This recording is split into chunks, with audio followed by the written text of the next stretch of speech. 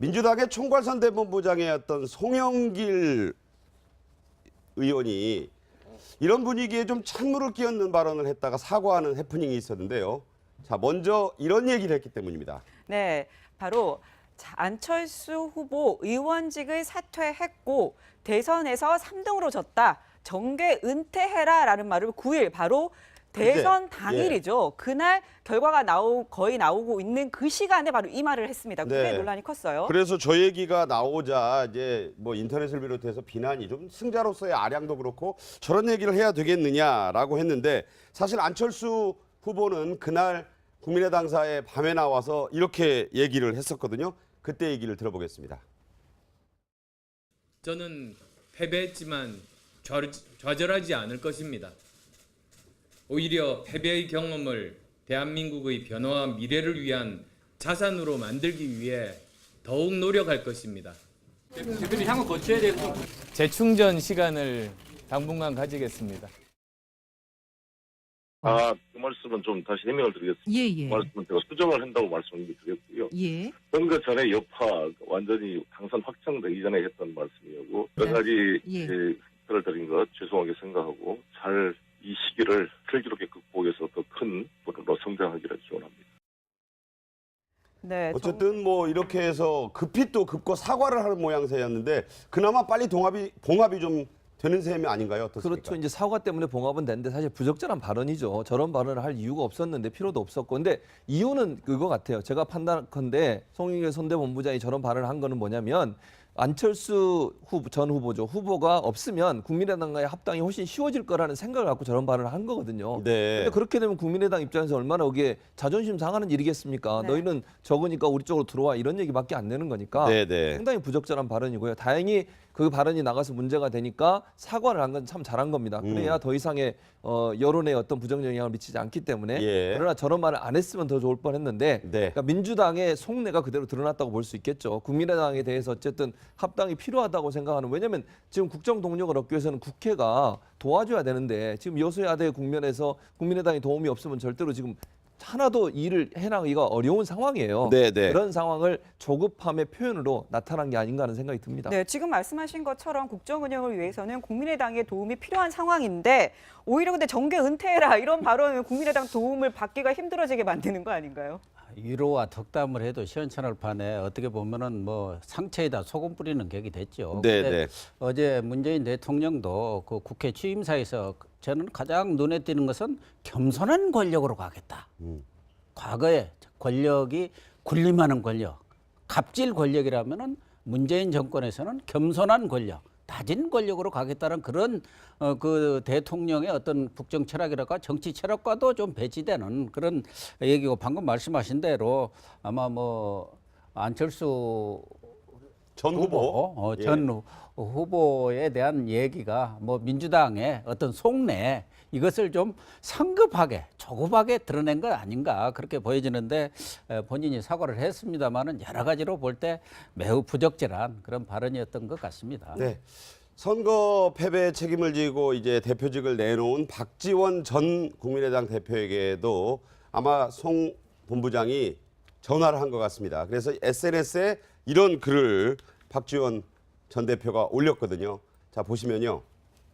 송영길 문재인 대통령 후보 전 선대본부장께서 안 후보 정계 은퇴 발언에 대해 오늘 아침 공개 사과했다고 제게 전화를 주셨습니다. 저는 받아들였고 서로 잘하자. 선거 끝났으니 그렇게 말씀드렸다.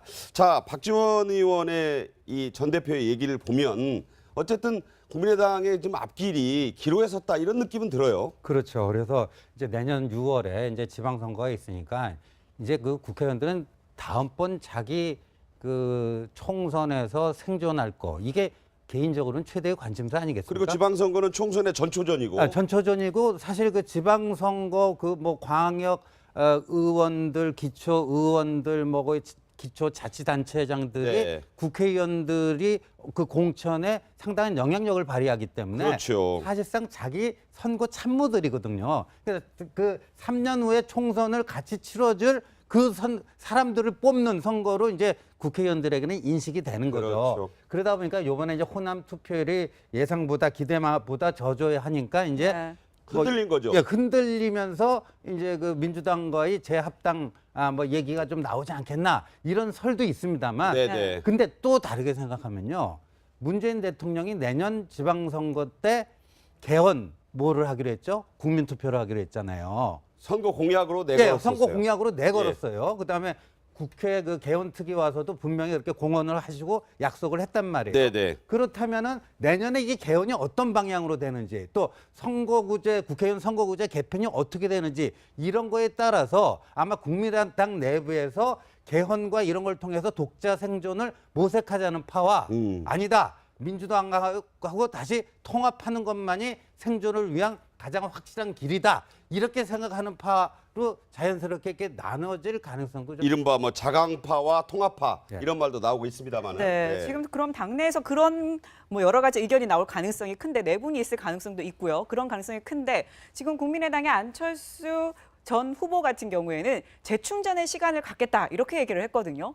이후에 그럼 어떤 행보를 일단 보일까요? 뭐 좌절하지 않는다고 우리 얘기했잖아요. 네. 재충전을 한다는 것은 이제 충전을 한 다음에 또 정식으로 뭐 도전을 하든지 다시 시작했다는 의미라고 볼 수밖에 없는 거죠. 그래서 사실 뭐 이번 대선에서 안철수 전 후보가 굉장히 치명적인 건 맞아요. 왜냐하면 네. 일단 뭐 양강구도까지 갔다가 결국 홍준표 전 후보한테 밀려서 3등을 했지 않습니까? 네. 특히 당의 기반인 호남에서 그렇죠. 참패했죠. 예, 가장 중요한 부분은 말씀하신 것처럼 뭐 호남에서 참패하는 것이 사실은 굉장히 뼈가 아플 겁니다. 네. 왜냐하면 국민의당 자체의 기반이 호남에 있지 않습니까? 그런데 이제 호남 자체가 사실은 문재인 대통령이 될 거라는 전략적 투표를 했다고 봐요. 그래서 그 부분이 꼭 안철수 전 후보의 마음이 완전 떠났다 그렇게 보지는 않고요. 그러면 이후에 이제 안철수 전 후보가 이제 어떻게 하느냐에 따라 달라졌다고 봅니다. 근데 일반적으로 만약에 뭐 제가 그런 얘기를 했었는데 이제 안철수 전 후보가 너무나 실망을 해서 뭐 미국을 가버린다랄지 그랬을 때는 다시 재기할 수 있는 그런 부분이 굉장히 멀어진다고 봐요. 그래서 네네. 다시 구두권을 일단 좀 약간 쉬어야겠죠. 네. 구두권을 좀 질끈 동여매고 그다음에 이제 국민의당의 어떤 운명에 대해서 생각을 해야 하고요. 네. 또 내년에 일단 지방선거 있지 않습니까? 그다음에 또 3년 후에 총선이 있단 말이에요. 거기서 이제 어떤 역할을 할 것인지. 그런데 이제 좀 중요한 부분은 제가 볼 때는 일단 이번 대선에서 어떤 그 상처 자체가 당내에서 분란 또는 안철수 흔들기가 있을 수 있다고 봐요. 네. 그런 상황에서 본인이 어떤 리더십을 보여주느냐가 앞으로 향후에 안철수의 어떤 정치적 리더십을 시험하는 계기가 될 수 있다. 아주 중요한 부분이다. 저는 그렇게 봅니다. 네. 함의 표현으로 나타난 게 아닌가 하는 생각이 듭니다. 네, 지금 말씀하신 것처럼 국정 운영을 위해서는 국민의당의 도움이 필요한 상황인데 오히려 근데 정계 은퇴해라 이런 발언은 국민의당 도움을 받기가 힘들어지게 만드는 거 아닌가요? 위로와 덕담을 해도 시원찮을 판에 어떻게 보면은 뭐 상처에다 소금 뿌리는 격이 됐죠. 네, 근데 네. 어제 문재인 대통령도 그 국회 취임사에서 저는 가장 눈에 띄는 것은 겸손한 권력으로 가겠다. 과거에 권력이 군림하는 권력, 갑질 권력이라면은 문재인 정권에서는 겸손한 권력, 낮은 권력으로 가겠다는 그런 그 대통령의 어떤 국정 철학이랄까 정치 철학과도 좀 배치되는 그런 얘기고 방금 말씀하신 대로 아마 뭐 안철수 전 후보. 예. 전 후보에 대한 얘기가 뭐 민주당의 어떤 속내 이것을 좀 성급하게 조급하게 드러낸 것 아닌가 그렇게 보여지는데 본인이 사과를 했습니다마는 여러 가지로 볼 때 매우 부적절한 그런 발언이었던 것 같습니다. 네. 선거 패배의 책임을 지고 이제 대표직을 내놓은 박지원 전 국민의당 대표에게도 아마 송 본부장이 전화를 한 것 같습니다. 그래서 SNS에 이런 글을 박지원 전 대표가 올렸거든요. 자, 보시면요. 송영길 문재인 대통령 후보 전 선대본부장께서 안 후보 정계 은퇴 발언에 대해 오늘 아침 공개 사과했다고 제게 전화를 주셨습니다. 저는 받아들였고 서로 잘하자. 선거 끝났으니 그렇게 말씀드렸다. 자, 박지원 의원의 이 전 대표의 얘기를 보면 어쨌든 국민의당의 좀 앞길이 기로에 섰다 이런 느낌은 들어요. 그렇죠. 그래서 이제 내년 6월에 이제 지방선거가 있으니까 이제 그 국회의원들은 다음번 자기 그 총선에서 생존할 거 이게 개인적으로는 최대의 관심사 아니겠습니까? 그리고 지방선거는 총선의 전초전이고. 전초전이고 사실 그 지방선거 그 뭐 광역 의원들, 기초 의원들 뭐 거의 기초자치단체장들이 네. 국회의원들이 그 공천에 상당한 영향력을 발휘하기 때문에 그렇죠. 사실상 자기 선거 참모들이거든요. 그래서 그 3년 후에 총선을 같이 치러줄 그 사람들을 뽑는 선거로 이제 국회의원들에게는 인식이 되는 거죠. 그렇죠. 그러다 보니까 이번에 이제 호남 투표율이 예상보다 기대보다 저조하니까 이제 네. 흔들린 거죠. 예, 흔들리면서 이제 그 민주당과의 재합당 뭐 얘기가 좀 나오지 않겠나 이런 설도 있습니다만 네네. 근데 또 다르게 생각하면요. 문재인 대통령이 내년 지방선거 때 개헌 뭐를 하기로 했죠? 국민투표를 하기로 했잖아요. 선거 공약으로 네, 내걸었어요. 선거 공약으로 내걸었어요. 그다음에 국회 그 개헌 특위 와서도 분명히 이렇게 공언을 하시고 약속을 했단 말이에요. 네네. 그렇다면은 내년에 이게 개헌이 어떤 방향으로 되는지 또 선거구제 국회의원 선거구제 개편이 어떻게 되는지 이런 거에 따라서 아마 국민의당 내부에서 개헌과 이런 걸 통해서 독자 생존을 모색하자는 파와 아니다. 민주당하고 다시 통합하는 것만이 생존을 위한 가장 확실한 길이다. 이렇게 생각하는 파로 자연스럽게 이렇게 나눠질 가능성도 좀 이른바 뭐 자강파와 통합파 네. 이런 말도 나오고 있습니다만. 네, 지금 그럼 당내에서 그런 뭐 여러 가지 의견이 나올 가능성이 큰데 내분이 있을 가능성도 있고요. 그런 가능성이 큰데 지금 국민의당의 안철수 전 후보 같은 경우에는 재충전의 시간을 갖겠다 이렇게 얘기를 했거든요. 이후에 그럼 어떤 행보를 일단 보일까요? 뭐 좌절하지 않는다고 우리 얘기했잖아요. 네. 재충전을 한다는 것은 이제 충전을 한 다음에 또 정식으로 뭐 도전을 하든지 다시 시작했다는 의미. 완전히 당선 확정되기 전에 했던 말씀이었고 여러 가지 예. 를 드린 것 죄송하게 생각하고 잘 이 시기를 슬기롭게 극복해서 더 큰 분으로 성장하기를 기원합니다.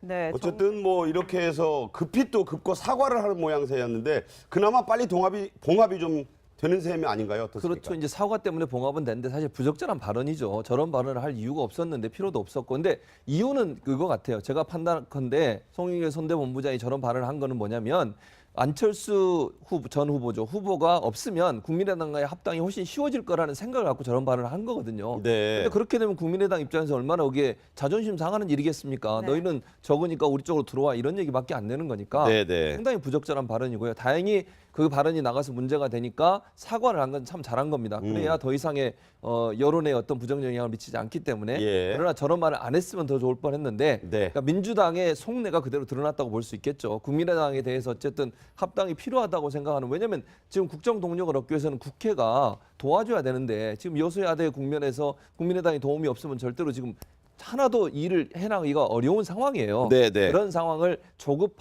민주당의 총괄선대본부장이었던 송영길 의원이 이런 분위기에 좀 찬물을 끼얹는 발언을 했다가 사과하는 해프닝이 있었는데요.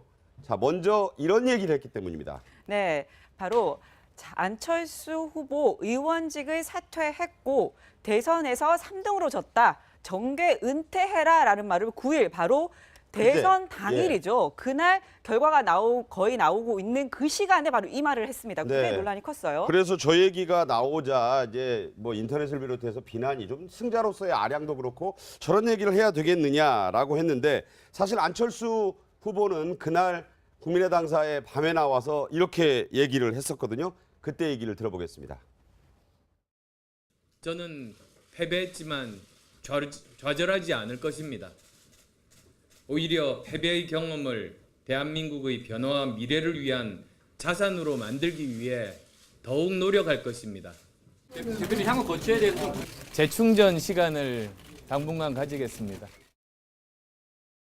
그 말씀은 좀 다시 해명을 드리겠습니다. 예, 예. 그 말씀은 제가 수정을 한다고 말씀을 드렸고요. 예. 선거 전에